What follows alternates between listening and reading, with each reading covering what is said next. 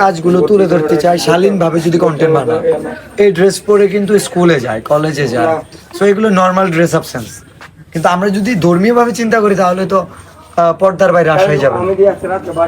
তো ডিপলি ভাবলে মানে আমরাও যেটা করতেছি এটাও যে 100% ঠিক তা না, ভুল আছে।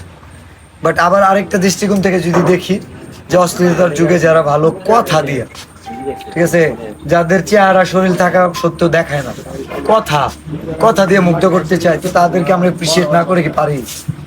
তারা ভালো কাজ তুলে ধরো, ইনশাল্লাহ আস্তে আস্তে এই ছন্দ, কবিতা, কাব্যিক কন্টেন্ট মননশীল, রুচিশীল মানুষরা দেখতেছে আমার বিশ্বাস। অনেক শিক্ষিত মার্জিত লোকজন আমাদের কন্টেন্ট দেখে, অনেক বাচ্চারা তাদের কবিতা মনে করে শোনে। তবে আমাদের কন্টেন্টের মাধ্যমে যেন ভুল মেসেজ না আসে, আমরা আর একটু অ্যানালাইসিস করবো, একটু জানবো, বুঝবো, এটা অনুরোধ থাকবো।